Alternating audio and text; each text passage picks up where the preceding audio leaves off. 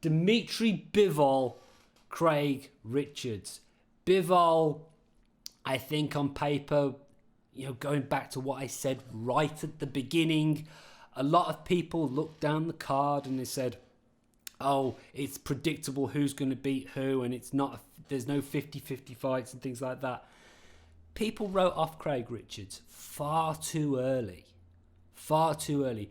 A lot of people thought that Bivol was just going to run straight through him.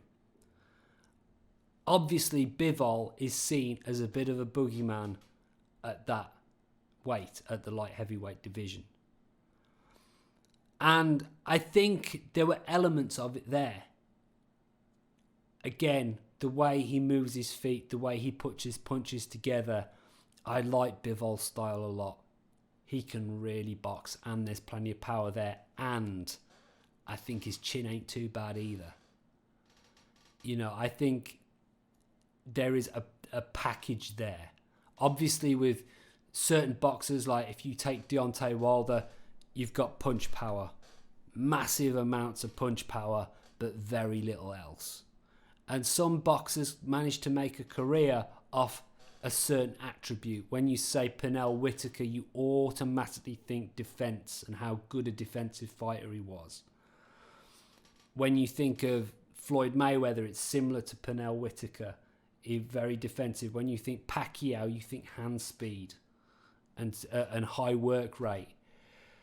With people like Bivol, he's kind of more of a complete package. I mean, personally for me, I'd say that someone like Canelo maybe at the moment is possibly the most complete package in boxing.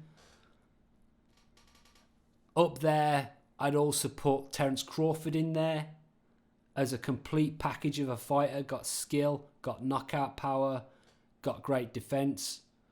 So Bivol, as he moves along, it's going to be, he could be in that. He could definitely be seen as a top 10 pound for pounder at some point in the future.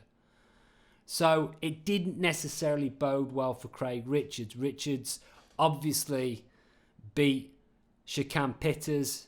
Pitters is what I would class as a local lad to me. I wanted Pitters to win that fight. I was a bit gutted when he didn't. But look, full respect to Craig Richards. He won that fight fair and square. He put in a great game plan and executed it so well. So I honestly believed that Richards could rise to the occasion and give Bivol something to think about. Richards went into that fight believing he could win, which is great. He should. If you start your ring walk thinking, this is going to be a tough night, I'm going to get beat, you're beaten already. Boxers have to go into that ring believing they can win. And I thought Craig Richards boxed a great fight.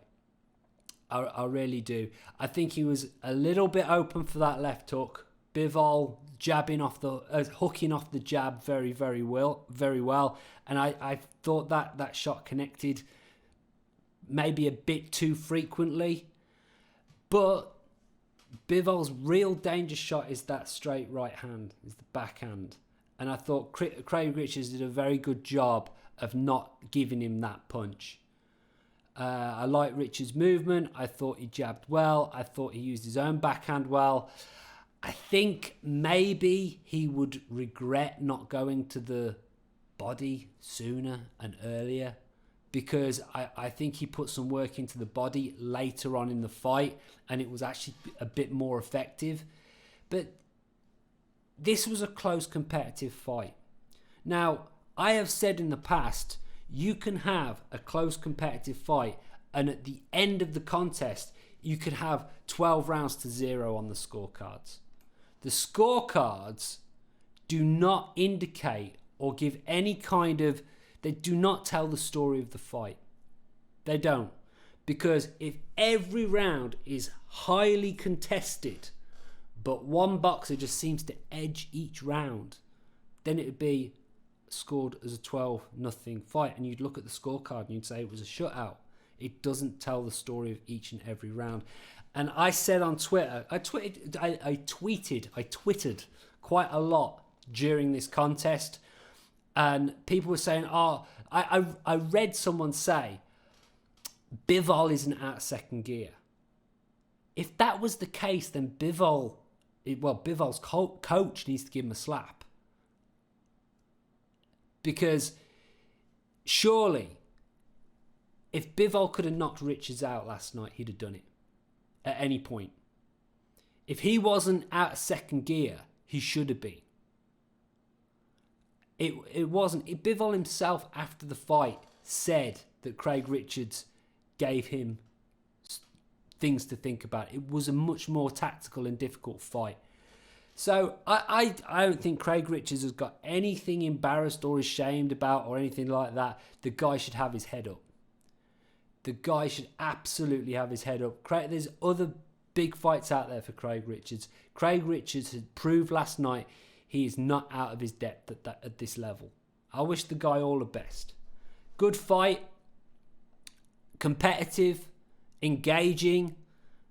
I think the right man won. Don't get me wrong. Bivol, I'm not trying to say that Craig Richards should have won the fight. I think that Richards did some good stuff. There was just perhaps wasn't enough of it. But, it wasn't the shutout people believed it was going to be. So both of them, bright career ahead. I think Bivol is definitely someone to watch out for and could easily be appearing in people's top 10 pound for pound lists and all that sort of thing. I think he'll be in the debate of that if he isn't already.